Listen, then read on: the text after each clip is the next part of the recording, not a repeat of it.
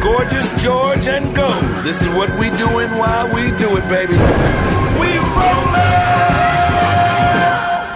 Covering MMA from all over the world, this is the premier stop for all your combat sports needs. MMA Junkie Radio, the only show broadcasting live from the Mandalay Bay Resort and Casino in the fight capital of the world, Las Vegas, Nevada.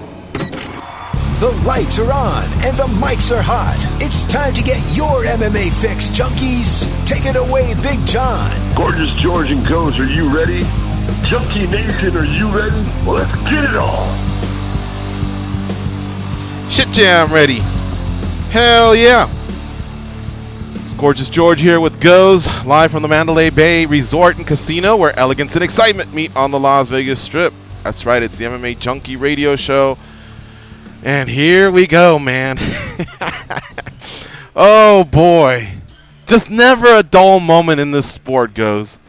You know, I'm kind of reading over the show notes and things like that, and I just can't get my thoughts together. I couldn't even get the intro right. I just started talking. But this sport just, it is amazing in so many ways. Good and bad, mostly good, but sometimes bad. Mm-hmm. It just seems that as of late, the bad has been prominent.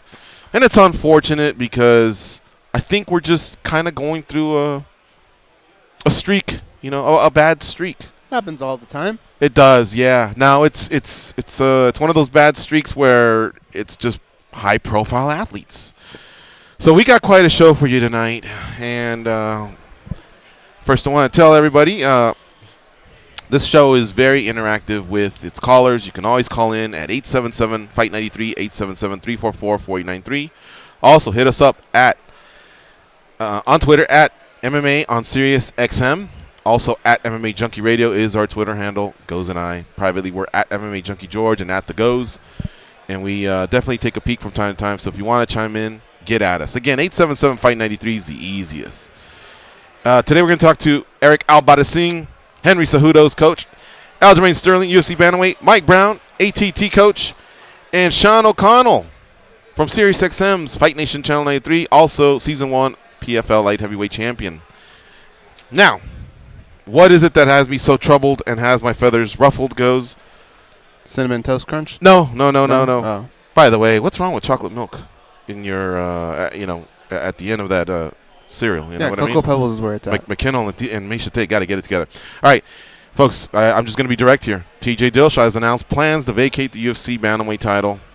He is dealing with an issue with the U.S. Anti-Doping Agency, also known as USADA, and the New York State Athletic Commission.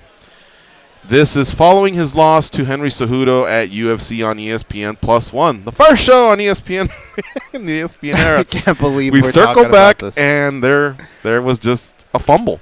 So today, Dillashaw on his own revealed via social media that there was, his words, an adverse finding that came out from a test that was taken in competition, I'll note, during his fight with UFC flyweight champion Henry Cejudo. Not actually during his fight, obviously. You know what I mean. In competition before 12 hours or after 12 hours.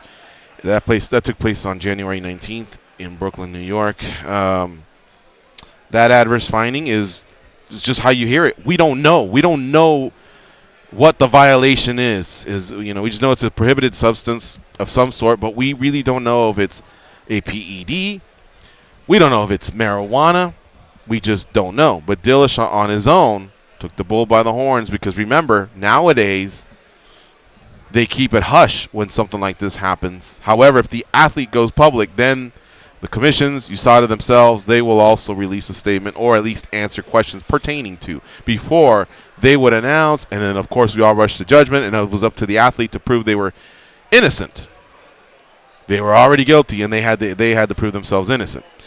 The reverse of how we know it here in the United States, where you're innocent until proven guilty. So he came out and said it this morning, and I'm going to read it to you exactly how he said it. To all my fans, I wanted to be the first one to let you know that USADA and the NYSAC have informed me of an adverse finding in a test taken for my last fight. While words cannot even begin to express how disappointed I am, please know that I'm working with my team to understand what has occurred and how to resolve this situation as quickly as possible. Out of fairness and respect to the rest of my division, I've informed the UFC that I'll be voluntarily relinquishing my title while I deal with this matter. I want to thank you all in advance for the support. That's the end of his post on Instagram. So that's the big deal here. TJ Dillashaw has had an adverse finding in one of his tests taken from that title fight that he had where he was trying to become a champ. Can you imagine, Goes, if he had become the champ, how we would have to reverse the clock there. You know what I mean? Now, again, we want to let this play out. It's only fair for every single person that is subject to this, every athlete that's subject to this, to have a due process. But conclusions are going to be jumped to. That's just the way we roll in MMA. Mm-hmm. I mean, I don't know. This is so baffling to me because he didn't even fight it. Like, he didn't even say, I don't think anybody was asking him to relinquish the belt unless behind closed doors the UFC asked him to. But usually the champ or somebody will say, I'm not on board with this. There must be, I plan on contesting it in some sort. Yeah. And you claim your innocence. But this one was different, and that's what threw me for a loop. Regardless, the title is now vacant, and it looks like he will, deal with this with those two sanctioning bodies. In fact, statements have already come from them. But I want to let you react to this. Well, all right. Here's the thing with TJ. Oh, man. I can't believe we're even going down this road again and all that. But let's just say it is something really bad. Okay? Some sort of PED. Do enough people do this and get away with it where it's worth that risk where you go, I really think I can beat it and I can do it for the rest of my career? Maybe before USADA. Yeah, but this has been going on for a while now, right? People are getting pinched like every week. It's going to be 3 years, I believe, this June or July, the USADA era. The USADA era is well underway. Mm-hmm. Remember the first 6 months, we were like, people didn't know how to play the game, and, they didn't even know that they had to let USADA know, well, I'll be traveling here, I'm on vacation here, I won't be at these certain areas, where I'm supposed to be. So we kind of went through about 6 months of that where we were siding more with, they didn't know better and they didn't know the rules. They weren't looking at every single label. But we're almost 3 years in now. This is very disappointing. Hugely disappointing. But at the same time, we asked for this, right? Mm-hmm. Didn't we all say, you need to come down on these people? This is a sport where you're actually going out trying to hurt the other person. We have to tighten regulations on this. So we asked for this, but what I don't understand is if it is something that's really bad, are fighters that dumb that they're still trying, I know that there's designer drugs and people try and sell you on, but they don't test for this, I can do that. Even those guys get caught eventually in baseball, right? I heard if you had a lot of money, there's a lot of ways to stay way ahead of the testers. But they still get caught. Right? Yeah. So, I mean, cycling's got a lot of money, and the major sports have a lot of money, and they've all been caught. Not all, but I imagine a high percentage of high-profile athletes have been caught. But I believed in USADA when it first started, and I just thought that basically the newer generation would be a cleaner generation. Now, technically, Dillashaw's been in the game for quite a while now. Yeah. He's still kind of old school if you want to just talk USADA almost being 3 years old. It's not like he just started. So that process that, when we shift from generation to generation, it's still going to take a few more years. There's going to be some fighters that don't know anything but USADA. They don't know the old way. They don't know the darker days. They don't know about Pride and how they worked or anything even before that. They don't even know about the headbutts in the old UFCs. You know what I mean? Or remember when Keith Hackney was just punching away at Joe Son's nuts? Mm-hmm. UFC 1 through 10, I don't know, one of those. And it's just it's different now. But what I don't understand is why he just he didn't fight this. I'm a Dillashaw fan, and I have always thought that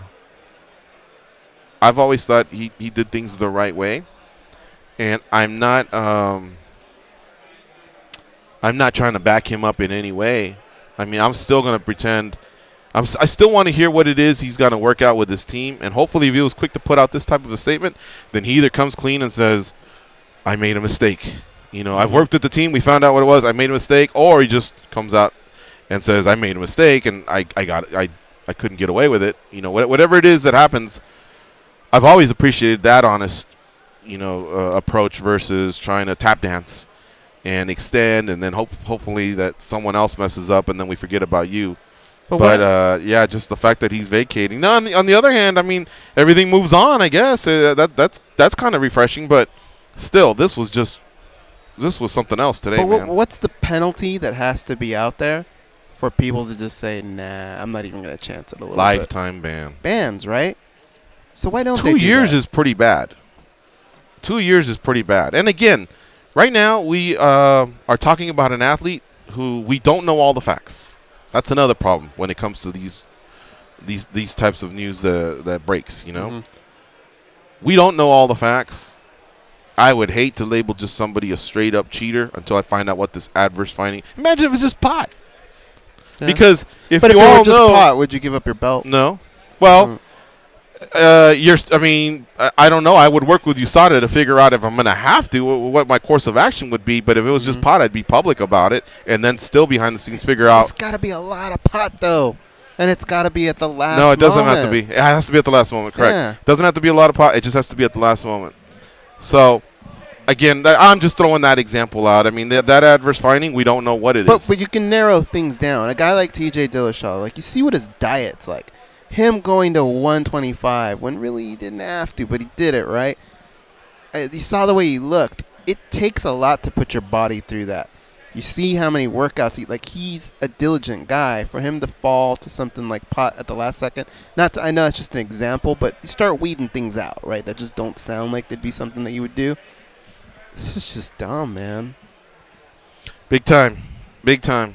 I can't believe that we, especially at a moment that's so crucial in the sports where all the eyes are on, it just feels like every headline has been so shitty lately. We'll save our thoughts a little bit on the actual USADA finding. Again, we're in the allegation stage. There's not much info coming out, but I want to concentrate a little bit, and our next two guests will be perfect for it on what's going to happen going forward. Remember, he relinquished the title. It's vacant. And there's some names out there floating around. There's some possibilities. So let's take this quick break. You're listening to MMA Junkie Radio on Fight Nation Channel 93. And we're going to talk to the coach, El Capitan, Eric Albarracin, the coach for Henry Cejudo. I'm sure he's going to make a play for his guy. His guy happens to be the UFC flyweight champion. Former gold medalist, too, for United States Wrestling. He's a stud. We'll be right back.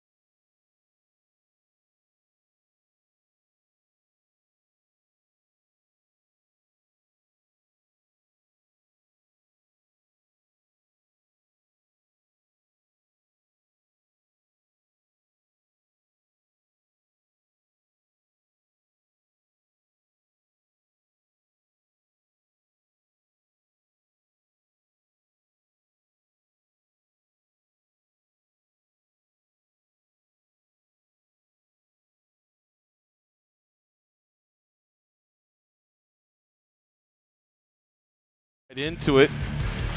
Eric Albarracin joining us now on the hotline. You'll see him in the corner of many great fighters like Paulo Costa, the Pitbull brothers over at Bellator, and, of course, Henry Cejudo. What's up, Capitan Albarracin? Hey, what's up, gorgeous George? Not much, man. Thank you for joining us. I got Goes here with me as well, and, boy, what a day, huh? I mean, what were your thoughts when you went on your MMAjunkie app and saw the news that TJ Dillashaw was going to relinquish his title because of the adverse finding when he was being tested there for that fight he had against Team Cejudo? Wow, you know what? My heart dropped a little bit. I actually felt sorry for him because, wow, this guy just went from all the glory of being the greatest bantamweight. Then he fought Henry, lost in 32 seconds. And then from that fight, he ends up losing the belt due to an adverse finding. So, and then I was like, well, if he actually did do something, which we don't know exactly what he did until the USADA's final determination comes out, but then it's like almost anytime someone uses a performance-enhancing drug, it's dangerous because we're in a already dangerous sport where these guys are receiving head trauma and repeated blows to the head and body, where somebody with PEDs can actually, you could seriously injure somebody. So that was the next thing I felt. And then, obviously, kind of ruins the rematch that we were looking to get, the big rivalry, the money fight, shutting the critics up. Everybody, not everybody, but a few people, including Dana White, thought it was an early stoppage. I didn't think it was an early stoppage. I was sitting cage side, and I saw him go limp a couple times. So, but we could have shut them up, everybody, once and for all, and get another belt, and that's kind of out the window now. Is that what you're hearing, or is that what you're feeling? Because it's vacant, and I imagine they'll grab two gentlemen that can make 135 pounds and fill that spot.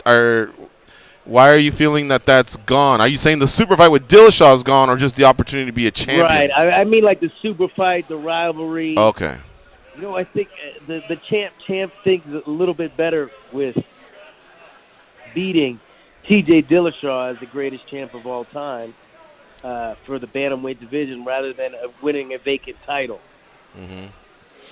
I got you. So that's kind of how I feel. Has your phone rang today all day besides me? With anybody from Las Vegas, a 702 area code about this? It's been off the hook. It's been off the hook, and I've been up since 5 a.m. because I'm here. I'm actually in Medellin, Colombia right now with Patricio Pitbull.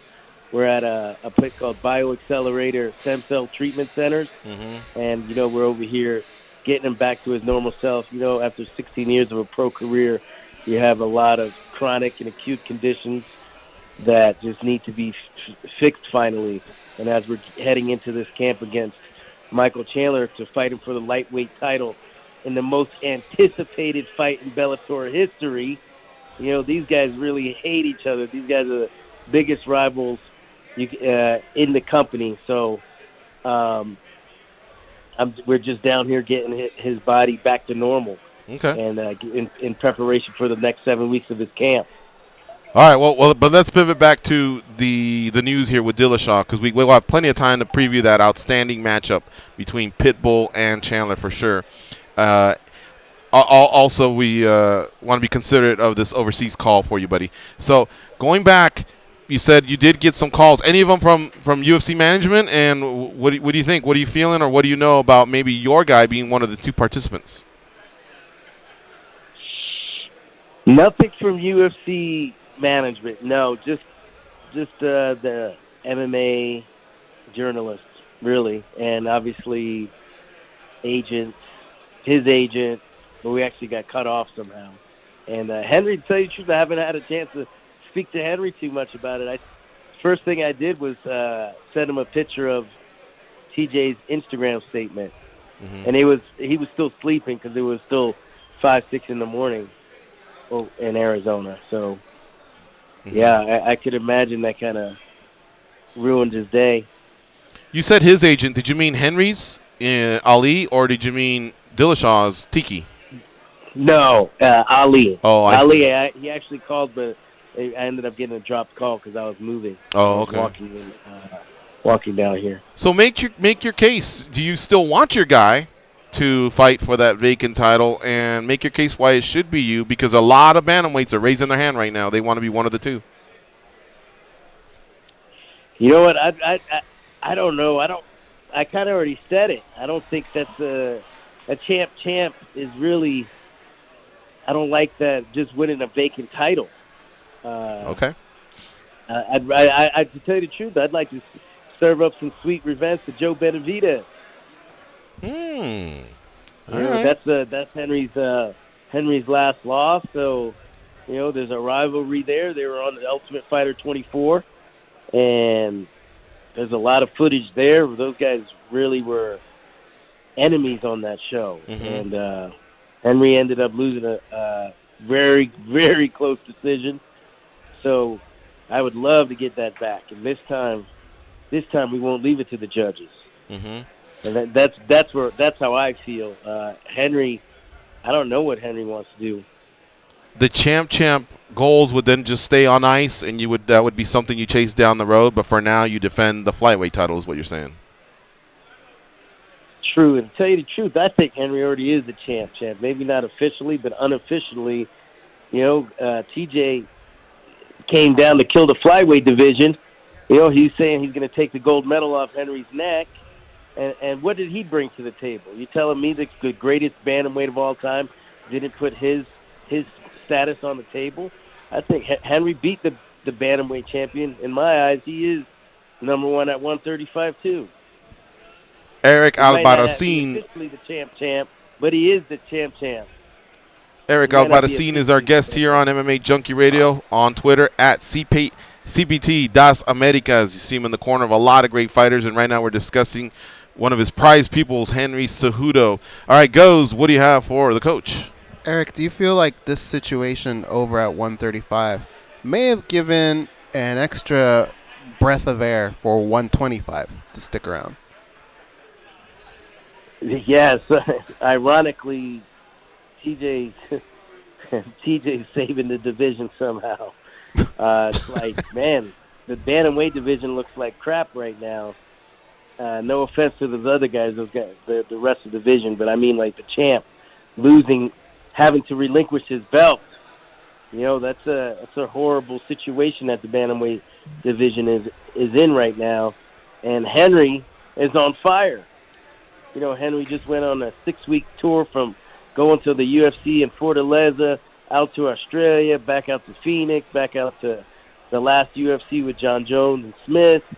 I mean, Henry's been on a worldwide tour promoting the UFC, promoting the company, and essentially promoting himself in the flyweight division. So to me, he's one of the biggest faces of the UFC right now. Who else could be the face of the UFC? There is no 135-pound champ right now. Max Holloway, he's off, but he's talking about going up. Khabib's on suspension, I believe, right now. 170, yes, Kamaru Usman, definitely. I like him. But then Whitaker's, he's out. And then you got Daniel Cormier, who's about to retire, and he already has 5 jobs. The face of the UFC right now is Henry Cejudo and the flyweight, and he's a flyweight. Gotcha. So I think it is a breath of fresh air for the flyweight division. I think it's the super fight division. I think it's on fire right now. Eric, you touched on something at the start of the interview that we had touched on, and that's the fact that this is a combat sport where you're starting off. I mean, a fight, you're trying to hurt your opponent versus, say, cycling or another sport like that, right? You're actually trying to do damage to the guy in front of you. So to have an advantage like that just seems so much worse, and why we need to really crack down in this sport. Had it been the other way around, where TJ Dillashaw won the fight and then came back with this kind of news, how do you think you would have reacted to that? You know what? I kind of felt that already, and I was like, imagine had he won. To tell you the truth, I just thought that would have been the end of the flyweight division. I didn't, because I wasn't really doesn't sit in my mind right that he could have beaten Henry. But just him being the champ at a flyweight in a weight that class that they're trying to get rid of, hopefully not anymore. But then him having to relinquish it due to an adverse finding by USADA, that would have just killed the division right there. Thank God Henry Cejudo's, not only the messenger, he's also the guardian. Yeah, I like that. Coach, let me ask you one last thing here before we let you go. As I mentioned earlier, you work with the Pitbull brothers. You work with a lot of great fighters. One of them is Paulo Costa. Can you enlighten us with Costa why he's not going to be able to fight in April and when he will be able to fight? You know what? I have no idea when this is all going to come out. I would have to refer you to his agent, Valigi, because they got me on putting the zipper across my mouth. I just know I just know there was no adverse finding. Okay, so there's no what USADA issue to sweat there? I know I know there wasn't an adverse finding from what I've been told. Okay. All right, Coach. Well, listen, be safe out there in Colombia. Be careful of anybody that asks you to carry any baggage to the United States. No, I'm just joking. Seriously, be safe out there. I'm not getting involved in that. I know. Be safe out there. It's great to talk to you. What do you guys think? Let me ask you guys. Well, this whole thing with us not knowing the specifics, and it's just an adverse finding. It could be anything like marijuana, and it could be a non-PED issue. We don't know. And that's what's so confusing and frustrating. But the fact is we're almost 3 years in, and all the fighters know the rules. So there's just no reason to be popping for anything at this point. Like, there's no more accidents or mishaps, in my opinions. I mean, you just got to know what you're ingesting. So it's disappointing because I really have liked TJ Dillashaw, covering TJ Dillashaw over the years. But I will hold any further judgment until more facts come in. I'm bummed out. Like, honestly, I get mad. I'm actually kind of sad just because the last 5 major headlines in our sport have had to do with just silly shit. Yeah, McGregor got in trouble, Ferguson, and he's having some issues as well, and now this one, it sucks. We want to talk about X's and O's. We want to talk about punches, kicks, shins, elbows, wrestling, all that stuff. Well, I think something what's interesting, what I read was that he's suspended by the New York State Athletic Commission. Correct. 1 year and $10,000 fine. Which I don't understand. Does that mean USADA is going to come back with a fiercer penalty, or does it mean that he didn't fail by USADA standards? He failed by New York State standards, which sometimes has happened. We've seen that with marijuana in Texas. Yeah. Where the limit of nanograms in Texas is significantly lower than USADA's standards, and you could pass by USADA and still fail and get suspended and get a no contest. And if you were a champion, you could lose your belt. Yeah. So I'm kind of lost in that area as well. I don't understand. Until the further final determination comes out, we won't know, I guess. Yeah, well, the details keep coming out, and keep hitting that Junkie app because we got it locked and loaded over here. But for now, we'll leave it at that, Coach. Thanks again for joining us on the show. We appreciate it. Awesome. Thank you. All right, take care. That dude's one of the coolest. You got to follow him on Twitter at CPT Das Americas, Capitan das Americas. We're going to go to a break here. It's MMA Junkie Radio on Fight Nation Channel 93. Stay close. Coming up is the Daily Debate.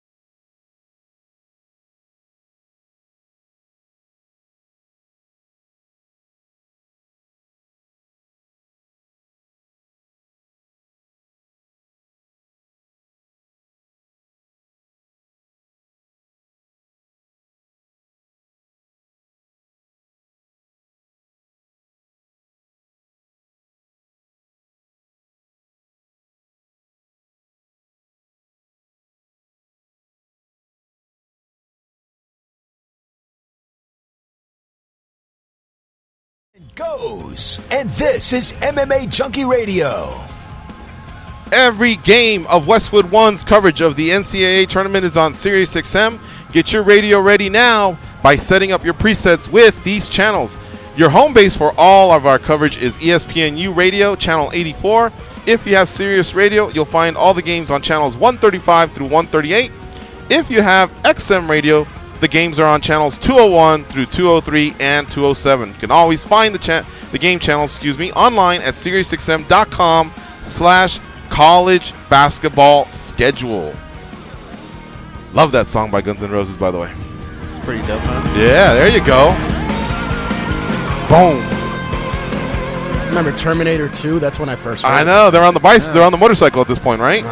the best. And then Sam. the dudes have the ATM, and they can pull all the money they want. Which I don't know how that would work. What account is it? That's a crazy I moment. guess they just yank it from someone else. Yeah. Goes, give him that little bit of trivia. Who that kid is? I bet you, Josh. You'll. Well, no, Josh may not be old enough. Maybe. Remember Different Strokes, Josh? No, sir. Really? Oh. What you talking about, Willis? None of you never saw Gary it? Coleman, Todd Bridges, Dana Plato, all the kids that fucked up at some point in their Well, lives. at in the real end, life. they I brought know this that- little kid named Sam, and that actually is Sam, all grown up. Little redheaded kid with a bowl haircut. All right. Yeah, before my time. Before your time. All right, no, yeah, yeah, it's just a dumb connection. Never mind us. All right, Goes, you ready to battle here? I know we have different ideas here with what to do with this vacant bantamweight title. Let's do the daily debate. The brothers Garcia seemingly can't agree on anything. Everybody knows it's duck season. Rabbit season. Duck season. Rabbit season. Whether it's food, Less filling. Tastes great. Less filling. Tastes great. gambling, Always bet on black. I like red. Black. Red. Black. Red. Black, dummy. or even social media, Instagram. Snapchat. Instagram. Snapchat. the same applies to the biggest stories in MMA. Time for MMA Junkie Radio's Daily Debate. Today's hashtag daily debate question for at MMA Junkie Radio with TJ Dillashaw relinquishing the bantamweight title and Marlon Moraes, the clear number one contender. Who should face Moraes for the vacant title? Here are the choices: Henry Cejudo, Pedro Munoz, Aljamain Sterling, and other. If you choose other, please comment. All right. If you're going to tell me that 125 is going to completely go away, Henry Cejudo's the guy. Make that happen. But if it's going to stick around, then I think you got to give it to Pedro Munoz. I love me some Aljamain Sterling, and I think he's turned it around, but it still feels like it just happened, you know? Him and Moraes? Yeah. So, Pedro Munoz. And Yeah. then Aljamain I like the Sterling way has you that put that. quarter right on the video game, and he says, I got next, dog. And they tell him, that guy's next. Mm-hmm. All right. I like that you said that if 25 is going away, Cejudo, that makes a lot of sense. That would make Cejudo a bantamweight, and everything pointed to a Dillashaw-Cejudo rematch except at bantamweight, not at flyweight because of the controversy regarding the first fight. As of right now, let me give you some details. Davison Figueiredo and Jose Formiga have a highly profile fight at 125 pounds. And Joseph Benavidez just re-upped at 125 pounds. That tells me the UFC is kind of keeping that division lukewarm a little bit and hasn't decided to do away with it. And part of it had to be probably because maybe Dillashaw was supposed to get rid of it, and he didn't. Cejudo stuck around, and I think they're seeing Cejudo is out there promoting himself, and love him or hate him, people are talking about him. Plus, he's an Olympian, the gold medal. You know what I mean? He's doing it right. He's the only UFC champion to have also won a gold medal. So that, I believe, is something they can build around. He knows Spanish. And like I say, like him or hate him. You don't have to like him, but if you're paying to watch him, then who knows? I mean, hell, ESPN just re-upped with the UFC 2.5 months into their 5-year partnership. And I wonder if some of it had to do with ESPN +1. Oh, yeah. And all that. Maybe the top guy over there said, man, I love me some Cejudo. Let's re-up with these guys, you know? And they added 2 more years. But all that said, I think it needs to be Sterling. But it just happened. It did. But so did Dillashaw and Cejudo, and that had the same type of an ending. Someone got iced, and yet people were looking at a possibility of rematching those two fighters. There's title involved, different weight class. You're right. Sterling has been pretty stellar, though, since then. And I think he's turned a corner, not only just the Sterling that met Marlon Moraes and lost to Marlon Moraes, but the Sterling that had been slowly climbing throughout his UFC career. I think that loss, he just wound up turning a corner, and he's actually looked really, really good. He's got the gold chain going. He's put in his time. He's, he's marketing himself. So I think that should be the one, man. If it happened, I wouldn't hate it. But I just don't understand if Pedro Munoz would say, yeah, but you just lost. Let me do it. I wouldn't know what to tell him. I'd have to say, yeah, I think you're right. All right, we'll do it. But I hear what you're saying. He has turned a corner. He has looked great. It would be a great fight. There's no way it's not going to be a good fight. What if I told you, hey, there's 2 UFC fighters signing autographs around the corner. Let's go over there and let's get in line and get their autographs, right? Okay. And there's one super long line, and there's one not that long. And then we find out it's Sterling and Munoz. Who would you say is signing away in front of these lines? Who's signing in front of the long line? Aljamain Sterling. Yeah, see, I mean, there's something to the marketability and the sellability of the next fight. Munoz is coming around. He's got to take the longer road because he's a very nice guy. He's very respectful. He bows to his opponent. He doesn't really cuss up a storm or anything like that. And sometimes those gangsters like Sterling, myself, Chael Sonnen, and all, we do things differently. All right. If I were to tell you. And you should know better because you come from the mean streets of Santa Ana, California, just like I do. Don't question my credibility. If I were to tell you, look at the last 2 highlights from each guy, which one would pop more? You're looking at a former champion in Cody Garbrandt. That was huge. Slept.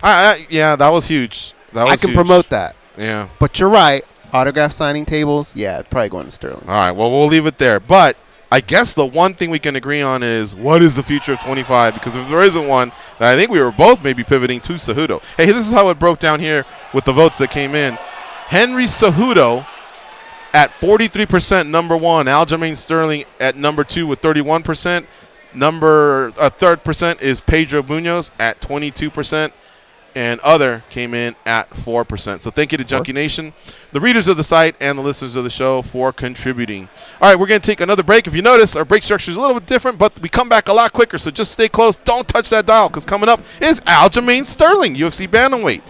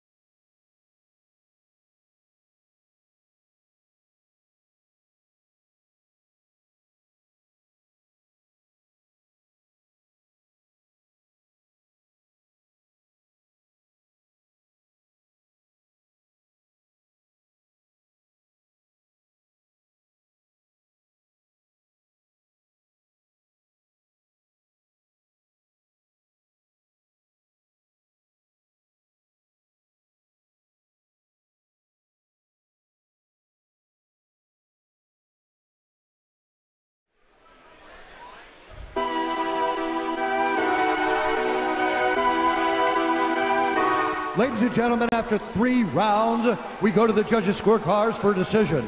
All 3 judges score this contest 30-27 for the winner by unanimous decision, Aljamain Buckmaster Sterling.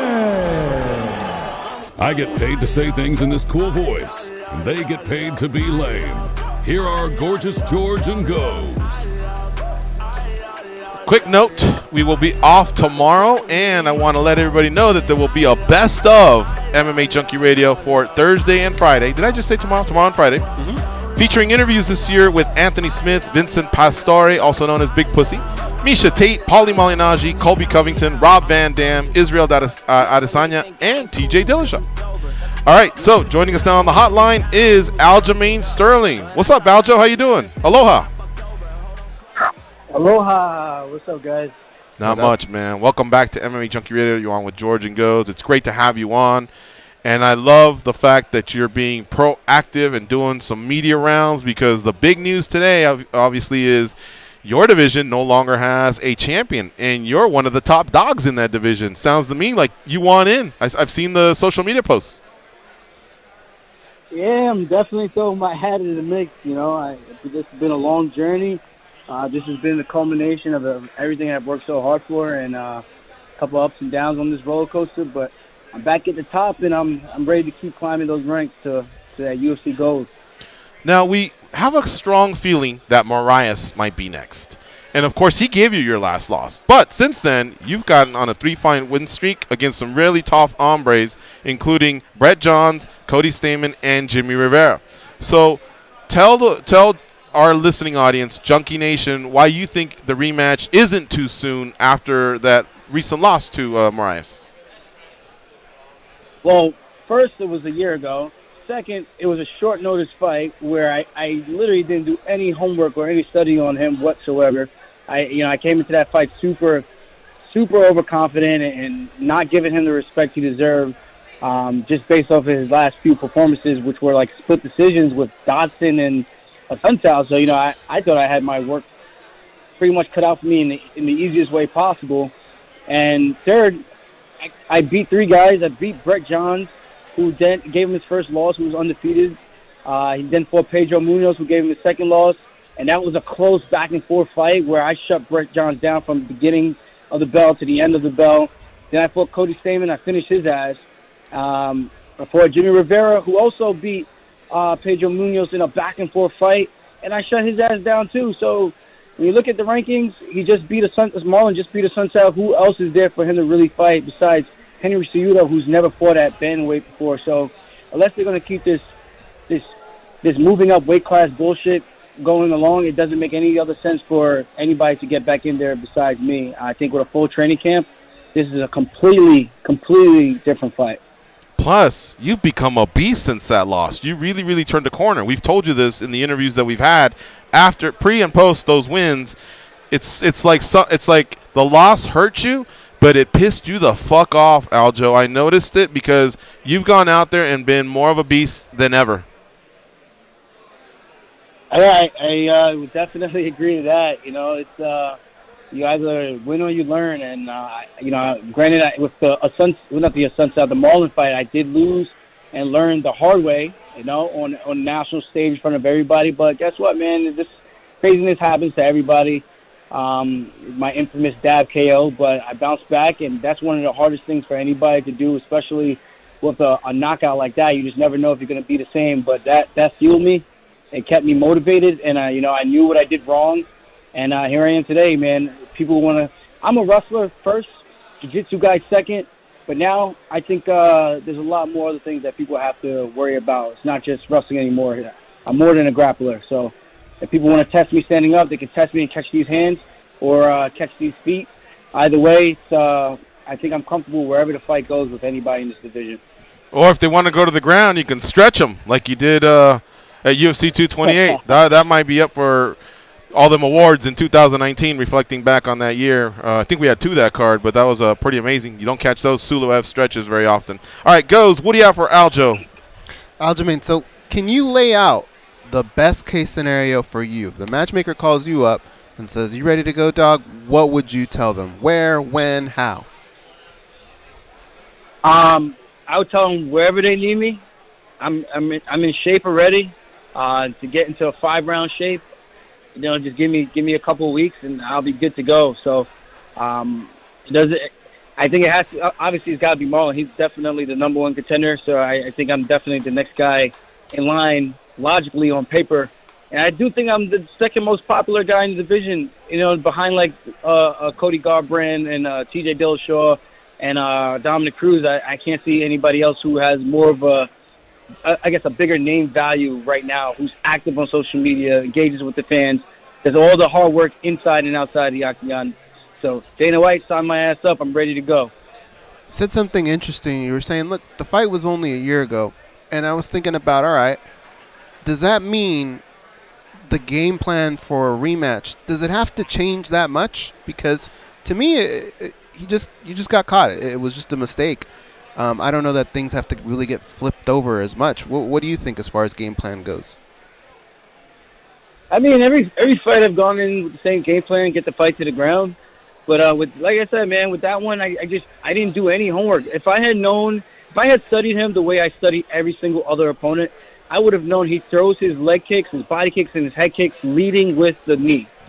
With that one fine detail, you would know you just can't go in shooting a blind open shot with your arms wide open, far out of range, and not using any type of setup to get in. The ref intervened in that fight, when they got us to stand up, and then when I got to my feet, he intervened again, and that one pause in the action caused him to throw, not caused him, but in that pause in the action, he threw that body kick. I shot in at the same time. It was a completely just rookie mistake on my end, and thankfully, not even thankfully, but on his end, he got, luck. I just call it, I don't want to say it's luck, but that wasn't what his intent was. It just happened to be I was doing something that was the worst thing I could possibly do in that moment, in that exchange, and he got his hand raised that night. But come this rematch, I truly believe I can stand with anybody in the world, and when the tough gets going, if I need to get the fight to the ground, I can always lean on my wrestling and my cardio and my jiu-jitsu. Snatching necks, ready to cash some checks. Did that whole situation possibly deter you a little bit on short notice fights going forward? I'm not going to lie, it definitely did. It definitely did. And only because I was, I was feeling myself. That was, I think that's everyone's downfall. And you hear these guys who've been like at the top in their heyday, their prime, and they talk about that, not getting caught up too much in the moment and all that, and listening to all these people. And you have people telling you all this, and you beat the former pound-for-pound guy who Dana White was pegging as a go, and you just feel like you're kind of like the man, and there's no one that's on your level. And I learned a hard lesson, and that's not the case. Everyone is human. Everyone can be beat, and that's how I feel about Marlon. He looked great his last 3 fights, but you look at his other fights before that, I don't think he does anything overly spectacular. I think he does possess knockout power, and that's really it. I think everything is we're pretty much even on paper, and I think where I excel the most is definitely on the ground over him in the wrestling department and in the jiu-jitsu department. So about 7 hours ago, you had the tweet of the day. It's a beautiful day in Hawaii, waiting for your phone to ring at Sean Shelby, at UFC, at McMaynard2, at Dana White. Has the phone rang at all, Aljamain Sterling? Can you update us on how that's coming along? My manager had to talk with Sean. I texted Sean, and he texted me back, but they're figuring things out. I'm going to leave that to my managers, but they haven't called me specifically to say you're this or you're that, or this is what they're going to do. So they're trying to figure things out. I guess figure out what's the best for the division in terms of matchups, and hopefully they do the right thing for the division. I mean, obviously they're going to do what they do for the money fights, but for them. So hopefully that guy is me. That's all I can really hope for. How soon can you go? One thing they need is active athletes, so tell us how you're feeling and how soon you could go. Well, if they needed a replacement for next month, I could be ready for next month. That's how good I'm feeling right now. I did 3 rounds of sparring yesterday, back to back to back, and normally this far out of a fight, I'm pretty much puking up alcohol. So let's just say I'm normally not in this great of a shape, and I made sure I won that fight over Rivera, and I told myself just do everything you can to stay the course. You're getting older, opportunities are coming, and you're seeing it time and time again. You may get an opportunity that may present itself, so just make sure you're ready, and that's what I'm pretty much doing out here in Hawaii, getting some good work in with some real good stand-up fighters, some good jiu-jitsu, and just stay sharp to kind of jumpstart the training camp for whatever may come. I have the location all set, man. But before we get to that, I just want to ask you, what's your poison? What's the alcohol of your choice? I don't discriminate, bro. I'll drink some tequila. I got some vodka, some Tito's, a little anything is possible. I like a little bit of that brown water. And what else? I drink beer. I found a couple beers, but you putting down any Mai Tais out there? Yeah, for sure. Wherever right. I go, I try to get something from the mainland, from the hometown. All right, so Aljo, this is what I'm thinking. We'll close with this. I'm thinking I'm gonna give you a card right now, and then I'm gonna look to you and to Goes over here. It could use one more fight. Here we go. Antonio Rogério Nogueira versus Ryan Spahn. Jared Cannonier versus Anderson Silva. Jose Aldo versus Alexander Volkanovski. And the main event, it looks to be Rose Namajunas versus Jessica Andrade. Don't you think you could slip in a co-main event of Marlon Moraes, the Brazilian, against Aljamain Sterling at UFC 237 in Rio de Janeiro, Brazil? Does that sound like music to your ears, Aljo, or you don't want to give this guy an advantage? They're fighting at home. I don't give a shit. I'm down to go wherever he wants to scrap it, throw it down. I'll let the guy pick. He at least earned that, So if it's Brazil, I'll try Viva la Brazil, however you say, Viva la Brasilia. So I'm down to throw down, man. I'm just ready to scrap. Otherwise, a month later, UFC 238 in Chicago. But I really love that Brazil angle. If this guy doesn't mind being the heel and walking into hostile territory, I think that UFC could use just that little bump. You know what I mean? Mm-hmm.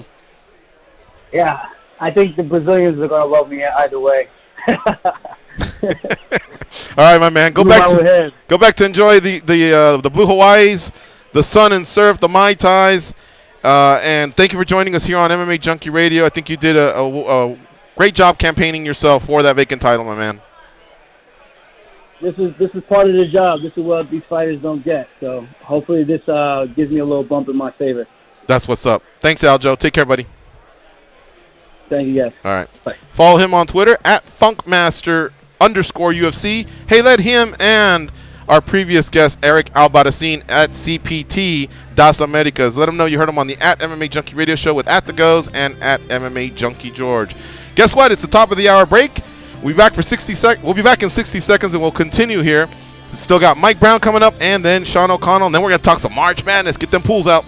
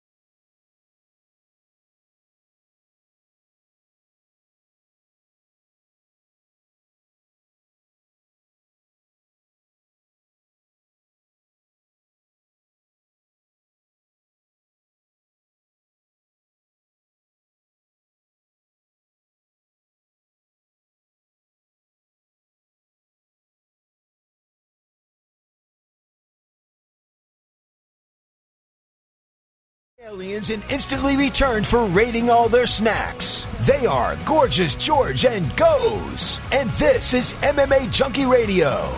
Here we go. It's the second hour of the MMA Junkie Radio Show. Big thanks to Oren Hodak for lining up the Aljamain Sterling interview. And I got to shout out myself for lining up the Eric Albarracin interview. Shout out to Gorgeous George. All right.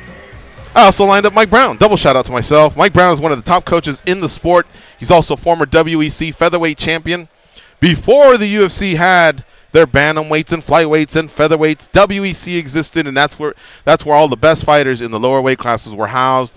And Mike Brown, Uriah Faber, Miguel Torres, some really, really great fighters came out of there and then transferred over to the UFC. So much respect. He's not just one of the top coaches in the world. He's a former world champion. Follow him on Twitter at Mike Brown MMA. Mike Brown was recently in the corner of Jorge Masvidal this past Saturday at UFC London when Jorge Masvidal defeated Darren Till, and he joins us now on the hotline. What's up, Mike Brown? How you doing? Hey, what's going on, guys? Thanks for having me on. Not much, man. Welcome back to MMA Junkie Radio. It's always a pleasure to have you on. You're on with George and Goes. Congratulations, belated, on that win about 3 or 4 days ago. Man, that was massive out there to go out there, the American, and defeat the home country favorite, because Darren Till was the favorite. He had the crowd going for him, and Masvidal hadn't fought in a while. That was a massive win for you guys. Huge win, yeah. I was so happy for George, and Till is a very tough opponent. He's a guy that nobody wanted to fight. Really big for the weight. Only had the one loss to Woodley, to the champ, and had a win over Wonder Boy. And when I saw him get in the cage too, I was like, man, he is big. And it wasn't like the height; it was like his legs. It's the overall thickness. He was a big dude. Right. It was a great win for George. Yeah. And so, Mike, I wanted to ask you, George did a lot in that fight. George doesn't always start off like that. I know a lot of people like to pin him down and say he starts off slow, he's a counter striker, and both of those are true, but not always. There's been some fights where he goes out there and he's going at a different speed. And in this one, even though he lost the first round, he accomplished a lot. I think part of ring rust is you're not rusty for the whole fight. It just takes a little bit of time to get some of that, get your opponent's timing down and then start doing your thing. But I thought it was masterful how he was switching his stances, and he was doing a lot of things to throw Darren Till off. Darren Till was never able to get comfortable. Was that your guys' plan, was to just throw him off by linear kicks, soft jabs, switching stances, things like that, and use George's experience to his advantage? 100%.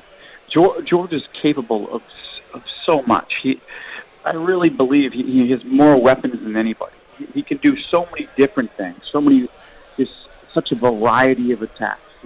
He's got great boxing, he's got great Muay Thai, he's got Taekwondo, he's got wrestling, he's got so many different attacks that he can draw from. And, Till is also a bigger guy. So this is somebody who he has to cover a lot of distance. So this switching stances is going to help him cover that distance at a quicker rate and go from outside to inside and land his shots and get out. It was honestly a big shock when he got hit early and knocked down. It was a little bit scary, but I saw the smile on his face, and I knew he was fine. I guess it was a little deceptive at how good of a left hand Till has, and when you think you're out of range, he can still get you. So that surprised us, but it didn't take long for him to find his rhythm and start landing some heavy shots. And once he started connecting in his combinations, even though we had lost the first, I knew we were in a good place, and I knew we had to fight. How much more valuable is, Jorge might have 30 more fights than Till, or maybe 25, but it's a number up there, How much more valuable is that experience to have that against a younger fighter? We know that to be younger in the sport is great, but to be experienced, is it greater?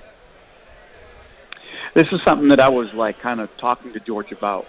I was like, George, especially because George, he's so skilled and has so much knowledge. It's not that he just has all these fights. He's also going to be a great coach. He's a combat sports encyclopedia. The guy he knows so much about fighting, you know. And I'm like, hey, this guy's 26 years old. You know, like, imagine what you would do to the 26-year-old Masvidal. That's true. There's no way that nobody can know at 26 what this guy knows. He's done it all. He's got so much experience.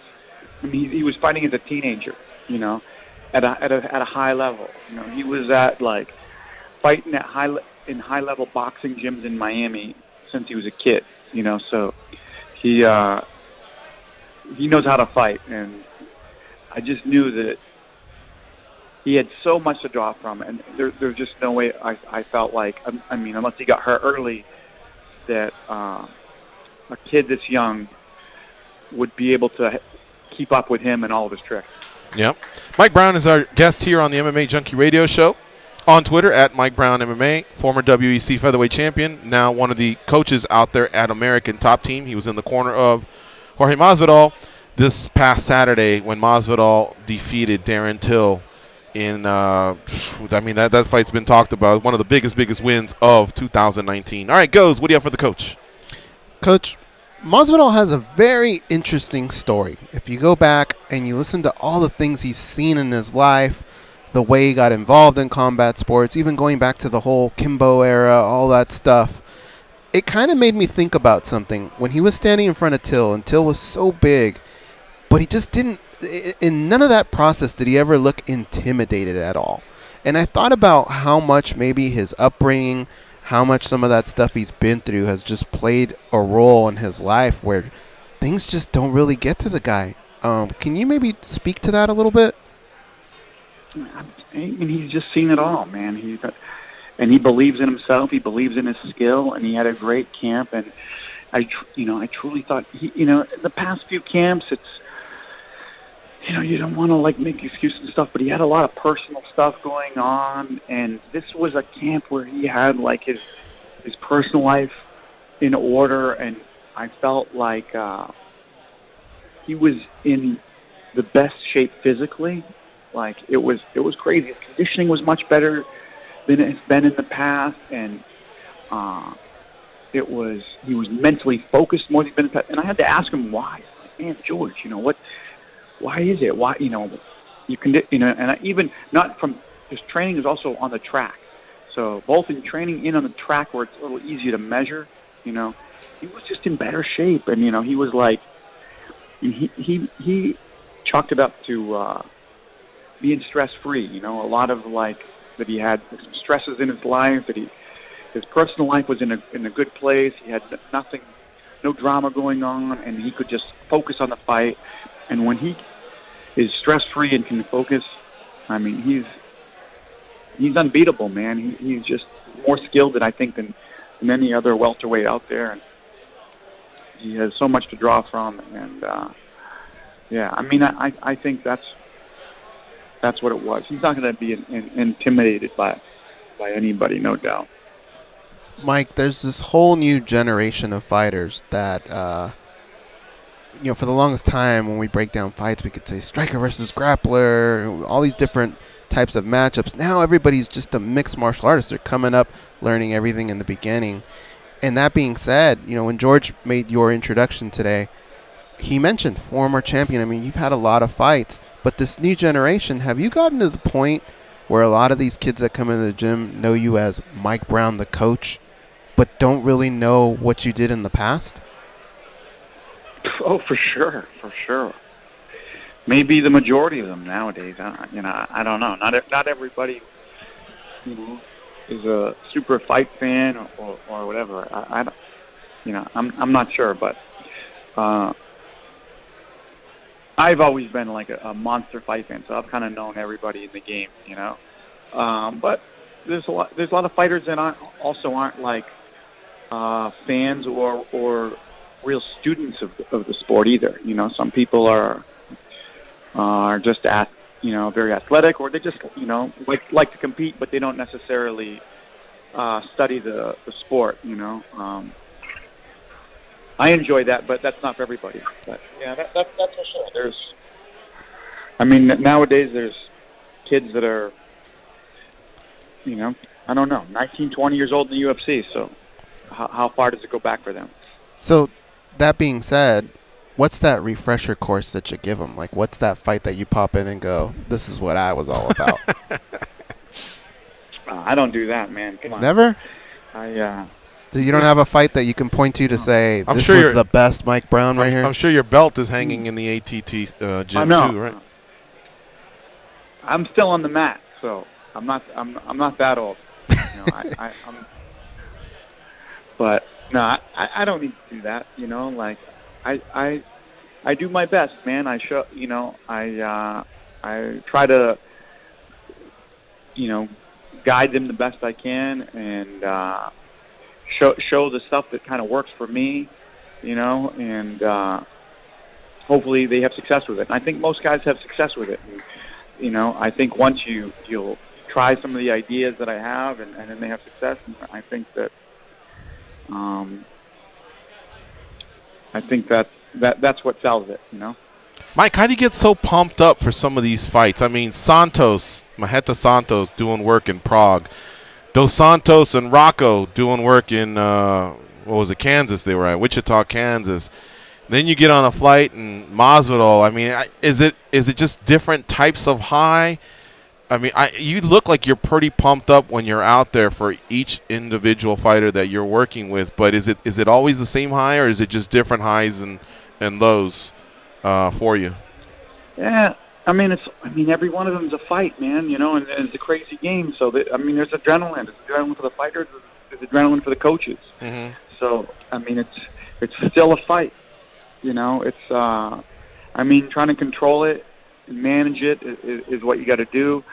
But I mean, of course, it's going to be as extreme as the fighter, of course, because they're the one stepping in. But there's always that adrenaline of a fight, man. You know, there's a lot on the line out there for these guys.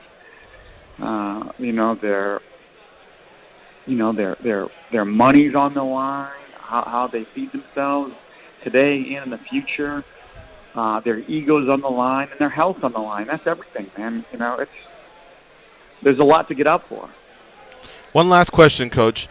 The thing that went down with Edwards, where were you situated when all that went down? And did you come close to having to square up with anybody? Because I heard their corner was, you know, either I think George said that they were maybe trying to get some shots in, or you could definitely hear some of the extended video on ESPN MMA where they were cussing. Where were you when all this fracas was happening? Yeah, George was doing an interview, and like I was off to the side a little bit, chatting with Brad Pickett. Me and him were you know, catching up a little bit. Haven't seen my boy for a while, and all of a sudden I see some commotion, and I'm like, oh, what the hell is going on?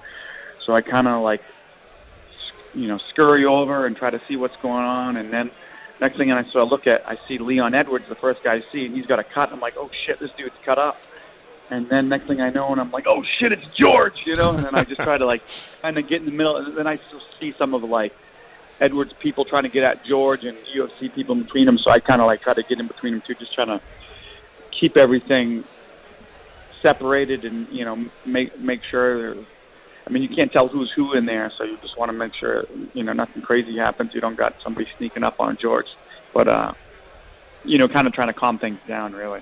If you had to, did you have any 3-piece combos and sodas to dole out as well, or? No, come on, man. I was trying to mediate, man. Oh, okay. I'm trying to shut that down. You know, we don't do that. Just checking, Coach. I know, but I know you guys are tight. You know what I mean? I'm always there with my buddy George, but I want to try to settle things down, man. Very well. That. If you guys ever need anything, though, we're like dollar menu guys over here. Exactly. We don't got the 3-piece combo, but man, we got that 99-cent burrito or something. George, I've always thought, I can't believe the UFC didn't get behind this guy long ago. Tell me about it. He's awesome. So genuine. He's so cool. He's so awesome on the mic. All they got to do is put a mic in this guy's hand. He's the real deal. He was like, you know, growing up fighting, you know, in backyard fights as a kid in the streets of Miami. You know, this kid couldn't be more real, and he's a smart kid, and I just can't believe that they never got behind this guy quicker. His stock went up so much from from this week. Just, you watch like the open workout during the week. He's magic, man. He's so good. He's so relaxed. Everybody loves him. I mean, we're in England, fighting probably the highest ranked English fighter in the world. Yeah. And everybody in there loved George. It's. I think he turned a corner. I think he turned a corner, Coach, and I think some big fights are headed his way. So expect I mean, you already have a busy 2019. Yeah. But I'm talking about with Jorge specifically. I see a big 2019. Coach, we got to run, though. But thank you so much for joining us. It's always great to do a catch-up with you. Congrats on all the success of your gym. I know you're a major part of it. And I'm going to say it because I know you're a very, very humble dude. But seriously, you're one of the top coaches in the world. Keep doing your thing. And hopefully we can have you on again soon. All right. Take care, guys. See you. Okay. All right. See you, Coach. That's Coach Mike Brown. Follow him on Twitter, @MikeBrownMMA. We're going to go to a quick commercial when we come back. Real OC, man. Season 1 light heavyweight champ for the PFL. He's going to join us now. He's got an announcing gig with them. And, of course, he knows how to talk about any sport, not just MMA. We're going to talk a little bit of March Madness. Stay close. We'll be right back.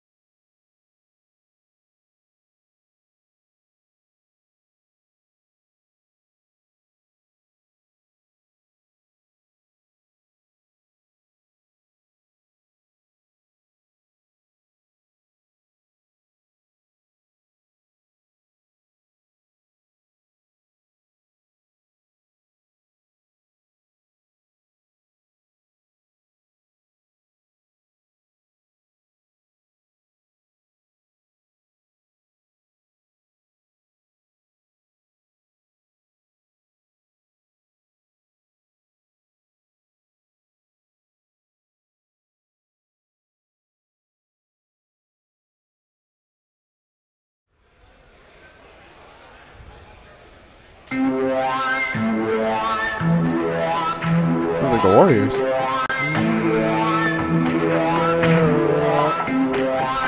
Ladies and gentlemen, at the end of round number 3, the corner of Magalesh requests this bout come to a stop. Declaring your winner by TKO, the winner of $1 million and new PFL light heavyweight champion of the world, the real OC, Sean O'Connor! They were forged from the same ball sack, but act as though they've never met. They are the brothers Garcia, Gorgeous George and Goes.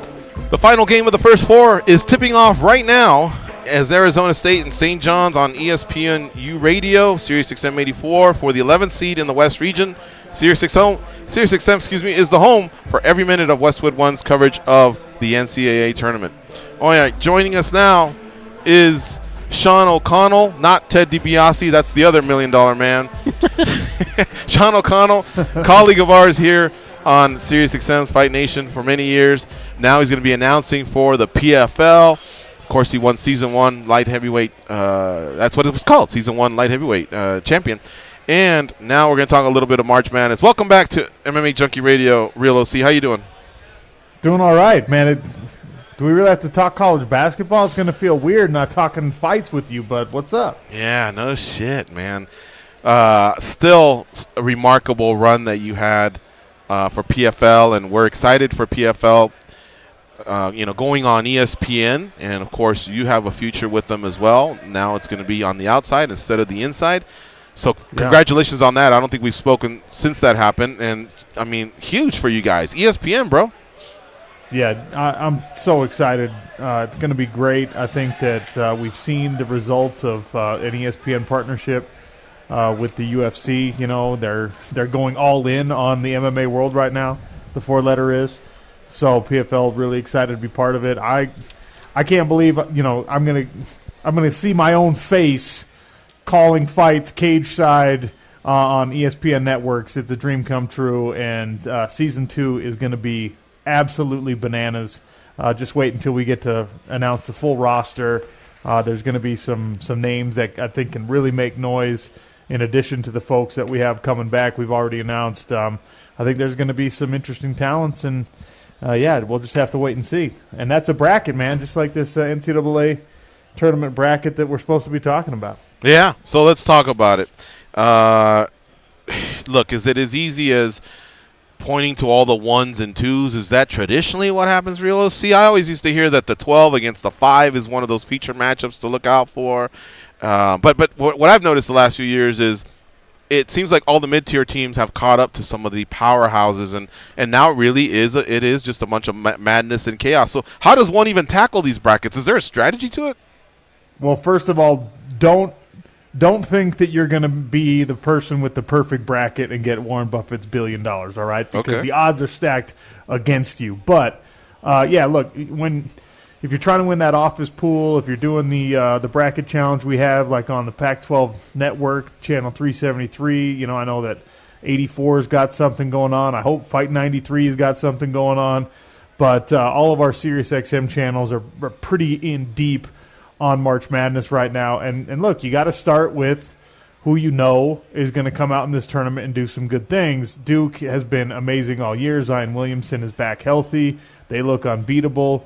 The one doesn't lose to the 16, except it did happen last year. Virginia went down to UMBC last year. So Virginia is a 1 seed again. They got Gardner Webb to start things out. So I would imagine that Virginia, after what happened last year, is not going to have their guard down at all, so expect a big run from them.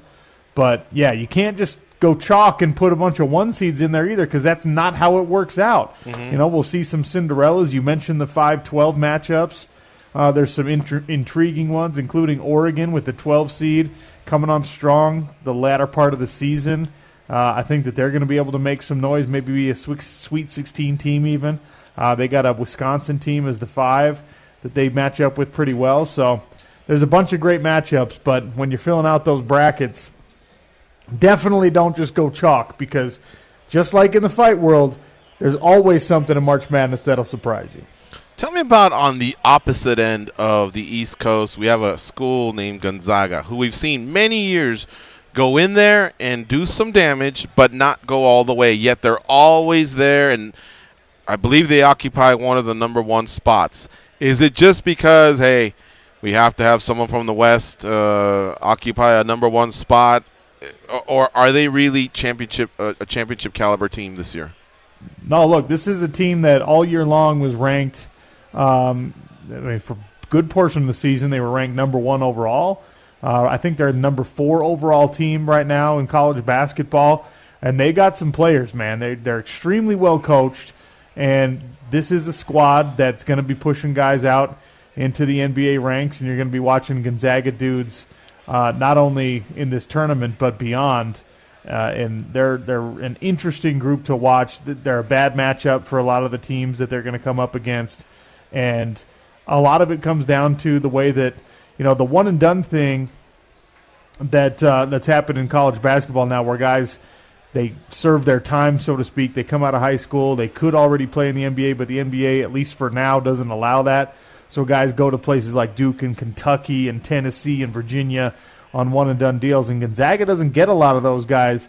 Instead, they develop their talent. They coach these guys up, and they end up with experienced, savvy players, and they mix them in with some of that young talent. So they're a really formidable squad, and they got some special guys this year. That's a number one I actually have in my Final Four, but don't ever base your picks on my picks because they're always wrong. All right. Sean O'Connell joining us here on MMA Junkie Radio. MMA crowd knows him as the Season 1 PFL Light Heavyweight Champion. Some of the SiriusXM crowd knows him as, hey, that's the real OC, man, from MMA Tonight. And, of course, now he's going to be doing some announcing for the PFL. All right, so a lot of people are going, well, George is a West Coast homer. We get it. The chalk will go far, but we got to pick a few of those. What about a dark horse or two? Can you give us a dark horse or two, Sean, that we can maybe capitalize, whether we're filling out a bracket or maybe you see something there where maybe we can capitalize here in the sportsbook? Well, there's a 5 seed that's going to be playing in my hometown here tomorrow. They're in this region, and it's Auburn. Auburn beat Tennessee. Tennessee still gets the 2 seed, but in the South. In the Midwest region, they gave Auburn, the SEC champions, the 5 seed, and this is a squad that's playing really good basketball right now. If you want a kind of underdog dark horse that could make some noise, that Auburn has been my pick for that. I've been telling everyone, go with the Tigers. Bruce Pearl used to be the Tennessee coach. Now he's with Auburn. He got the championship over his former squad just last weekend, and his squad is going crazy right now. They're playing great. Also, one of the best players in the country suiting up right now for a 12 seed. John Morant out of Murray State, sophomore point guard, maybe the second or third best player in the whole country right now, and his team's a 12 seed in a guard-dominated sport, and that's what tournament basketball is. The second best or first best guard in the whole country is on a 12 seed. Murray State, the Racers, might actually be a quality pick. The Racers against Marquette. Oh, okay. All right. I'll definitely keep an eye on that one there. Looks like they're getting 4.5. So definitely gonna take a look there. All right. In the end, what did you fill out as your Final Four? I'm sure you've done a few brackets, but the one that you are carrying, you're putting the most weight on, what's your strongest Final Four, or the one that you're going with?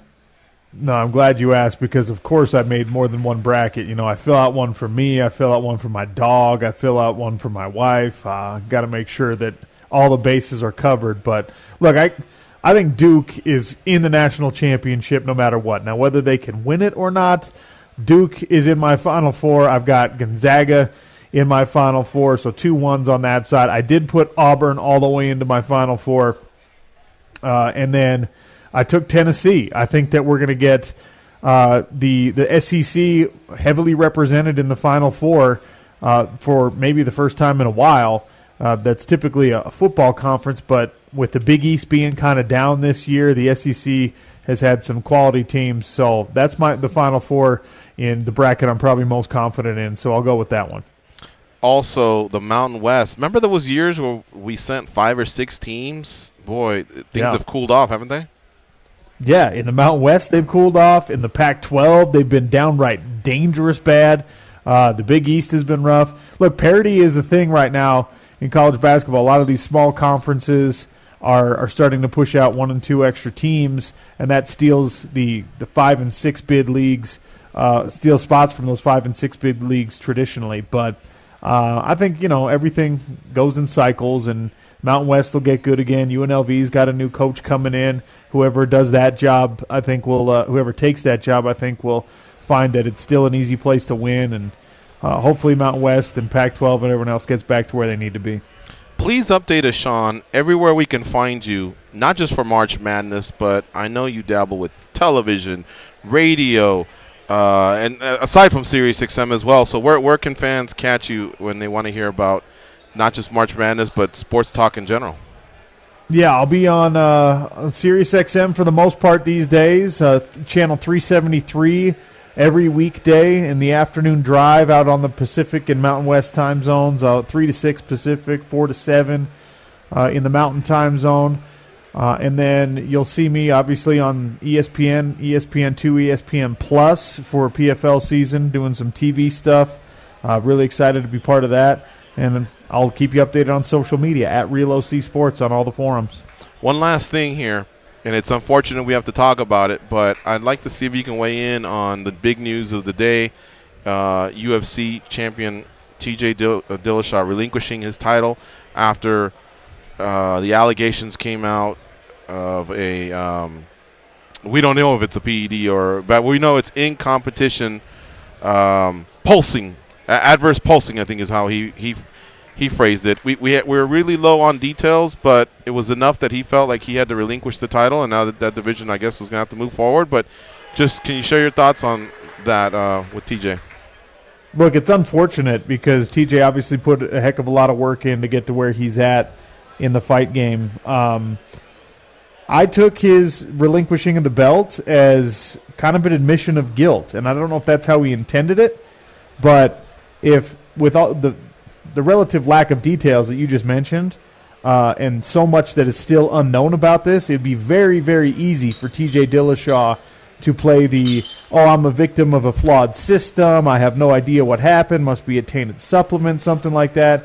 And instead, TJ Dillashaw, I think, knowing full well that he had something he wasn't supposed to have in his body, I think he just is trying to take the high road here and saying, look, I'm going to serve my time, I'm going to do what I have to do, and I'm going to come back better. And that really is the best way to handle it. We've known it for years and years and years. All the baseball guys that got involved in it and denied it forever, they had a hard time bouncing back in the public eye. The ones who just said, yeah, I screwed up, shouldn't have taken that stuff, they're going to end up in the Hall of Fame someday. So TJ Dillashaw probably has a place there. It's unfortunate that he's no longer a champion, but in a weird way, even though I cannot stand people who abuse PEDs in this sport, in a weird way I kind of respect the move of not causing a fuss, not trying to fight the allegation, just conceding like, yep, this is something that I know is going to haunt me, so I'm handing over the belt and I'm going to let the bantamweight division do what it needs to do. So weirdly, I have more respect for TJ Dillashaw right now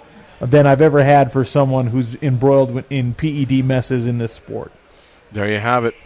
Comments from Sean O'Connell, Season 1 PFL champion, now PFL play-by-play announcer, and, of course, a colleague of ours at SiriusXM. Thanks, Sean, for the time. We really appreciate it.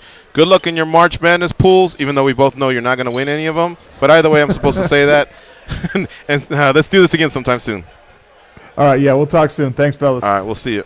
Follow Sean on Twitter at RealOC Sports. We're going to take a break. When we come back, we'll continue the March Madness talk with a tradition that we have, talking to the Nielsen crew, as I like to call them. They started rolling in a few hours ago, and we're going to party hard for the next couple days. That's why Goes and I took Thursday and Friday off, because we want to get down. We got to keep up with these fools. The buckets are already flowing. We'll be right back.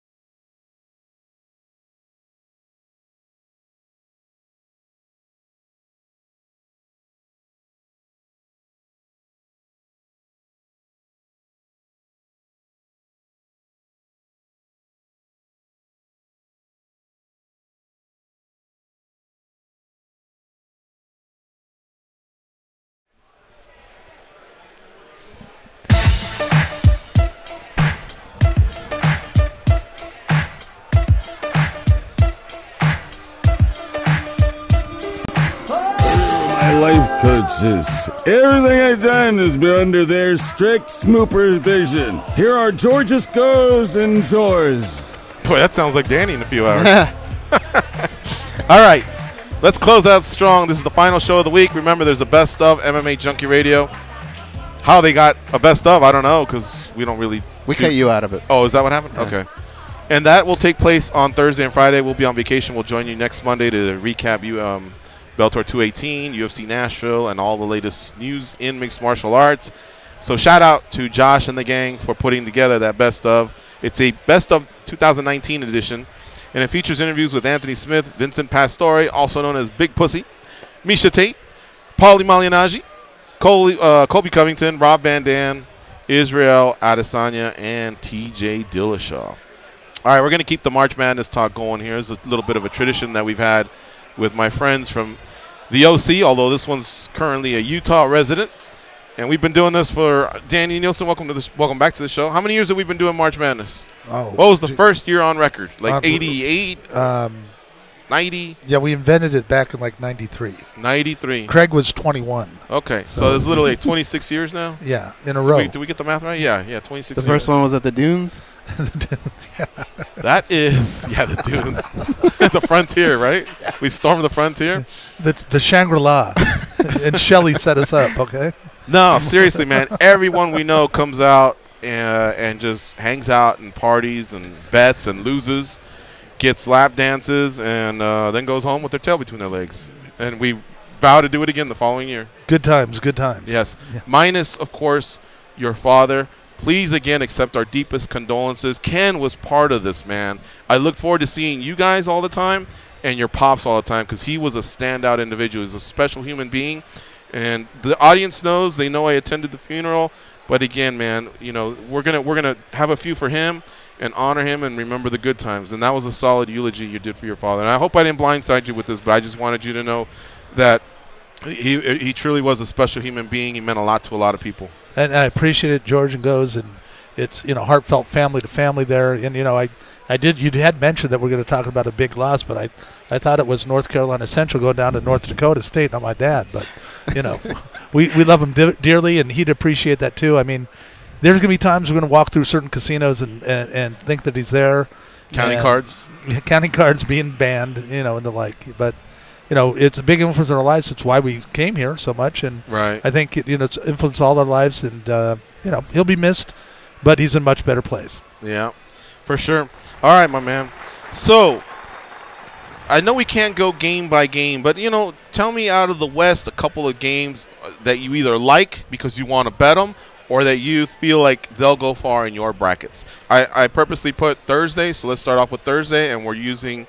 The first round out of Hartford, Connecticut. So that bracket. Hartford, Connecticut. You know what? St. Mary's, because they did beat the number one team at the time, Gonzaga, in the tournament here in Vegas, and they learned how to win. I mean, they were no way the better team. I mean, they'd blown out by 14 and 44, I believe. I could be off there, but they found a way to win. They found a way to in an important game to slow it down. And in a big game to slow it down and make it work. And it wasn't a game in the last 7 minutes. That game was done. Mm-hmm. So I do like St. Mary's. Plus the points, or to win, or to beat Villanova? I think they'll beat Villanova. But I could be wrong, but you have been in the past many times. What? Mm-hmm. George, please. Just stating the facts. I just lost my father. Damn. Take it easy. Really? All right. I'll back off. All right. Anything else jump out at you in those first four? Well, Murray State, I've liked them all year long. They're going against Marquette, and I think that's an outright win for them too. They're powerhouse. They can shoot the three. Their bigs are good, and they're very talented. Marquette, they're running off. Off of Al McGuire still, gas. I mean, and Dwayne Wade, but I think Murray State has some very quality. Florida State is going to just whoop up on Vermont because what are they called? Like the something cats or the Bernie Sanders cats? I'm not sure. Is that there?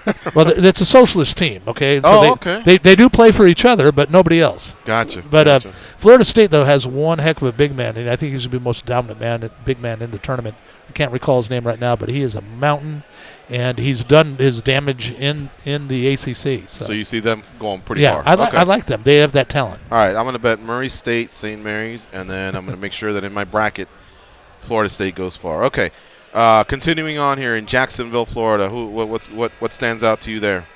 That Yale LSU game, I just don't see Yale being able to participate athletically with them. I mean, if it was like a spelling bee or Jeopardy night, they could run with them. But athletically wise, and to go over, you need two teams participating. That was an under I'd like to look at. Okay, they're going to get slaughtered. Oh yeah, I mean the non-participation rule is something I'm looking at in that game. And Seton Hall against Wolford Brimley, he was a hell of an actor, but I don't know if he can play basketball. Yeah, I never even heard of Wolford. Wolford Brimley? Yes, okay. but not the university. Either have I. I think it's Wolford the Big Red Dog. Yeah. Okay. So but as far as Kentucky, obviously Abilene Christian, Kentucky, other than the people that come from there and root for them, I got to think Kentucky's going to handle that game well. All right, moving on to Des Moines, Iowa. Minnesota, Louisville, Bradley, Michigan State, Florida, Nevada, and Montana and Michigan. Wow, there's some solid teams there. Yeah, very good. I got a question about Louisville. They're so hot and cold, and they're always like that. Can we trust them in this tournament at all? They've gone through a lot in the last couple of years, the program-wise and a lot of scandal and recruiting and stuff. And, they haven't been quite the same the last couple of years. And Minnesota plays a very solid, slow-down game. And I picked Minnesota. I think you're a wise man. I like and it. very good looking. Thank you. No, I'd lean that way too. All right. What about the other ones? Nevada. Let's go with Nevada. How about that? Nevada. The only thing that Are they in the playing game or what? Yeah, the playing game. I know there's a little rivalry with this town, in Nevada, but they were the sweethearts of the whole tournament until that Utah State debacle. And I think they lost a little bit of their soul in that locker room, and then they get knocked out of their own tournament. And doesn't. But once again, though, it's providential. Much like St. Mary's losing to Gonzaga, that's get two teams in because St. Mary's was not going if they did not win that, or it'd be very, very tense. And Utah State might not have been going if they did not win that. When you fill out your brackets, do you look for these teams that are just streaking through their conference? Like you feel like that's the momentum you want to carry into? If there's quality in the tournament, you don't want to, put your lunch on a streaking Hofstra, But these other. What teams, is that? A sandwich or what's a Hofstra? Well, it's I don't want to put any free plugs at a deli, but Oh, okay. Exactly. I had the Hofstra over rye. Salt Lake City, your neck of the woods. That's Why right. aren't you there, you big dummy? Why are you with us? Well, my two wives and one wife and two children are still there, and because I come with you, George. Okay. So But- what do you like there? A lot of people have been talking about Auburn. Kansas always seems to be a powerhouse, but my friend Squid always has an opinion on. What's your opinion on Kansas every year? He doesn't know about no Kansas. No, we don't know about no Kansas. Gonzaga, of course, and Baylor, Syracuse. I thought I think that might have potential for upset too. At Syracuse, I think, could do well in that game, even though they've lost a player recently. I just don't feel Baylor's that good other than their uniforms. The most shocking thing they could have is that green and yellow. Mm-hmm. And also JoJo and Chip from, Home Improvement, whatever that show is there. But, I think Syracuse looks pretty solid there. Auburn, they're going to win that game, but as their own coach said, Bruce Pearl, and they did beat Tennessee, which was huge the other day, good revenge game for the coach. We're going to shoot 33s.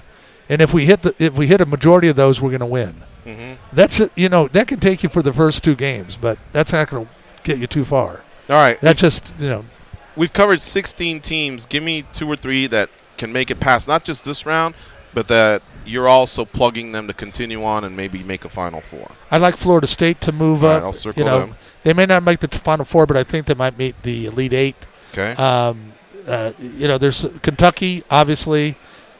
It could happen, And then as you come down here, if Nevada catches back, if they're as good as they were 2 months ago, they're going to be an Elite Eight team. Okay. And after that, anything can happen. And obviously Gonzaga. And Auburn if they hit the threes. But I think it's Gonzaga. I mean, they're solid this year. They did tease us pretty good making it to the final, 2-3 years ago? And lost to North Carolina when that kid with the beard was a ninth-year senior. Was playing as like a gray shirt freshman. So, So I think Gonzaga will have a good run with that. I don't really see anybody challenging Gonzaga out of that group. All right, we're done with Thursday? Yep. All right, let's flip over to Friday here. We got Duke versus TBA. Who the hell are they playing? Anybody know? I got a shot for TBA once. Who moved out? Who moved on from TBA? I don't know yet. All right, so what am I, an expert or? Duke's crushing, right? Yeah. We know that. Central Florida versus Virginia Commonwealth. Gardner-Webb. Are you serious? I never heard of that. Gardner-Webb. That's where our friend Buffalo Blue went. Did he really? Yeah. Did he really? Yeah, he we went. know. I've never heard of Gardner-Webb, and you know an alumni from Gardner-Webb. Yeah, he played football over there, and yeah. All right. Versus Actually, Virginia and Oklahoma versus Mississippi. Don't interrupt me while I'm talking. Sorry, I'm trying to don't ever do that again. Sorry, I'm off the air. Now it's back to you, though. Well, it turns out that Gardner's the middle name of Jack Webb, the star of what was that show, Dragnet or something, and that's and they're not going anywhere further than that. That's the facts, okay? Just the facts, ma'am. Virginia, but I will take that as an under because Virginia plays such tough D, and Gardner Webb is another non-compete, okay? And the best thing, I'll talk about that in a minute, but teams like that, you give me hit and miss and loses and wins, but you can also bet this thing called the over and under, and then there's called a first half pucker factor that can really come into effect in these games. And Virginia plays a very stout defense, and even if they're not on, Gardner still ain't going to score. Mm-hmm. So that's a game that if I'm looking at anything in the first half, I'm going to load up on an under in that first half. Are you saying Gardner fans are going to get hosed? Exactly. Yes, they're getting raked. Okay, all right, so to speak. Okay. Continuing on here, Iowa versus Cincinnati, Colgate versus Tennessee, Iona versus North Carolina, Washington versus Utah State. Well, Iowa, Cincinnati, Cincinnati has had some great teams, and if they play to their potential and they don't get in a slowdown game with Iowa, they're going to do well. Tennessee over Colgate. I'm a Crest man. I don't like Colgate, so Tennessee's going to win that game. What about Aquafina? That's a good wash. Okay. And North Carolina for Iona, I think that's a no-brainer. But once again, you want to look at the first half pucker factor there. Iona's just happy to be there. North Carolina, do they play defense? So you want to consider that. And then Washington State over Utah State. I used to live in Washington, live in Utah. My cousin went to Utah State. Utah State has looked very, very good recently. Yeah. But for the love of a 16-year-old, I'm going with Washington. That's my daughter, who was born there. Mm. And I have to come home sometime. What's her name? Give her a shout-out. Kelly. Kelly. All right. That's Shout out to Kelly Nielsen. All right. Moving on. Ohio State versus Iowa State. Georgia State versus Houston. That TBA again versus Buffalo. And Northern Kentucky against Texas Tech. I really love this bracket as far as the unknown and what can come out of there. Ohio State, Iowa State. Obviously, if you're just thinking old-time basketball, it'd be Ohio State. I saw Iowa State play well last week. Right. But Iowa State's a 5.5-point favorite. Against no, I said I liked Iowa State. Oh, I thought you said Ohio State. They're very similar. And I'm also dyslexic, but, that's a different problem. Mm-hmm. OHIO. Iowa State, I do believe they're going to be, they're going to move on. But I really like Houston. Do we have a problem, or? Yes. Like, will they cover is what I meant? Well, this is ground control to Major Tom. Yes, they will cover. Okay. And Tom Hanks will come down. All right. And Buffalo, I think Buffalo is the new Nevada. They've actually made it through, and they've played well, and they've been well represented the whole year. I think that's what I like is the Buffalo-Houston matchup down the road in this bracket. I think will be the game that is and I love what they did in the tournament that game can actually happen. Because in the past, expected to cash a lot of bills from the Buffalo bet. Yeah, well, when you look through this whole bracket, I mean, who's the powerhouse traditional other than Ohio State? Who's really not that good this year? I mean, it's nice. I did see Houston play well, so I have Houston moving on not only from this game, but maybe an Elite 18. Yeah, but that was Slamma-Jamma back in the '80s. Okay. Yeah, that was a squad, though. You got to admit. All right, Northern Kentucky, Texas Tech. Do we care, or should we move on? We should move on. Anything from Kentucky. All right. Let's go now to Liberty versus Mississippi State, St. Louis versus Virginia Tech, Oregon versus Wisconsin, Cal Irvine. That's right, I said it. Cal Irvine. Kansas State. Who doesn't like Kansas? Squid. Squid does not Same like with Squid. Kansas. Nothing in Kansas. Yeah. When you look at that game, it's so hard to look at from where Cal Irvine's conference, and I watched them, because I was in Southern California at the time. I have alumnus brothers from there, and they looked very, very good. But the quality of opponent, you just don't know. But they are offensive. And they blew out their lack of quality of opposition. Yeah, exactly. So yeah, in that game it's sitting at 119 total for the day, and they were scoring 90 points in the games during that tournament, even if they cut that back to 70. So that's what I look for in that.